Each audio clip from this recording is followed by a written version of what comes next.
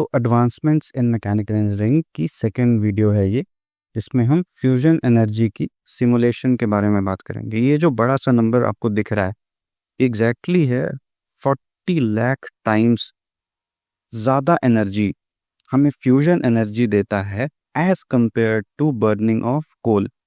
This is the data according to the international atomic energy association. तो देखते हैं इसका फ्यूल क्या है, what exactly powers are sun. तो पहला है ड्यूटेरियम और दूसरा है tritium. Deuterium is quite abundant, ये हमें सी वाटर से इजीली मिल जाता है, we can easily draw it from C water. Tritium is something जो एक आइसोटोप है which is formed in reactor, spontaneously बनते रहता है। इन दोनों को हम प्लाज्मा फॉर्म में फ्यूज करते हैं, हैज द नेम फ्यूजन, और हमें ट्रेमेंडस अमाउंट में एनर्जी मिलती है। This is exactly the fuel of all the stars lying out there. तो एक रिएक्टर इसके लिए बनाना पड़ेगा। जो ये बड़ा सा टेम्परेचर का नंबर आपको दिख रहा है 20 करोड़ डिग्री सेंटीग्रेड, सन के कोर से भी 10 टाइम्स ज़्यादा, उसको कंटेन करने के लिए अर्थ पे अभी तो कोई मटेरियल नहीं है, नॉट इवन सिरेमिक्स। तो हम उसके लिए एक अलग डोनट शेप्ड एक वेसल क्रिएट करते हैं, that is known as tokamak, if I am not wrong for the pronunciation. तो इसमें जो मैग्नेटिक फील्ड है, the magnetic field contains the entire fusion going on. इसकी वजह से जो हीट डिसिपेट होती है वो वॉल्स तक नहीं आती, हेंस जो टेम्परेचर है वो वॉल तक नहीं पहुंचता, जो टेम्परेचर आपने अभी देखा।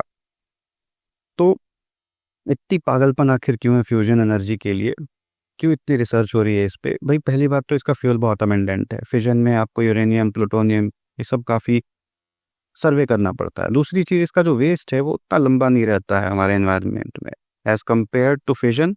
इसके वेस्ट से निजात पाने के लिए हमें बहुत मशक्क़त करनी पड़ती है। और सबसे क्रूशियल चीज़, it is easy to stop, बहुत क्रूशियल है। अगर रनअवे रिस्क हुआ तो बहुत सारे एक्सीडेंट्स, फॉर एग्जांपल आपका शर्नोबिल या फिर जो जापान में 2011 में अर्थक्वेक आया, वैसा कुछ हो सकता है। So how can exactly we test the parts without even increasing the cost और टाइम बचा के? अगर हम फिजिकली एक रिएक्टर बनाते हैं तो उसमें हमारी 3 प्रॉब्लम्स आएंगी। पहली तो भाई हमारा प्राइस अब जो होगा बहुत ज़्यादा जाएगा। दूसरा ये कि हमारा जो टाइम है वो बहुत ज़्यादा जाएगा, क्योंकि हमें बार बार चीज़ें टेस्ट करनी पड़ेंगी। जस्ट इन केस अगर कोई पार्ट फेल होता है तो हमें रिपीटेडली पार्ट्स को चेंज करना पड़ेगा। तो इसके लिए हम एक वर्चुअल रिएक्टर क्रिएट करते हैं। Virtual reactor is nothing but a digital twin system. So what exactly is project chimera? It is under the United kingdom atomic energy association. Chimera exactly means a Greek mythological creature which spews hellish fire from its mouth. So it is somewhat relatable to the core of the reactor. इसमें सबसे पहले जो model है उसे create करते हैं, reactor का model, and then we simulate it using FEA and CAE software which are used is generally ANSYS। फिर उसकी एनालिसिस जो है वो साइंटिस्ट्स और इंजीनियर करते हैं, and the data which is drawn from it is used to calibrate the actual reactor. So this is the principle of digital twin system. तो ये हमारा ये जो काइमेरा है, काइमेरा का एक्चुअल मॉडल है। इसमें ये हमारी मैग्नेटिक फील्ड्स हैं जिसकी वजह से जो हम कंटेन करते हैं अपने कोर के टेम्परेचर को, वो है।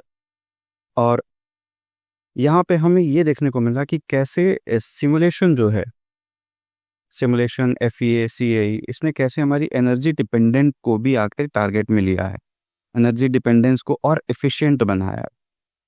तो थैंक यू। आगे फिर हम देखते हैं कि और क्या क्या चीज़ इसमें ऐड होती है।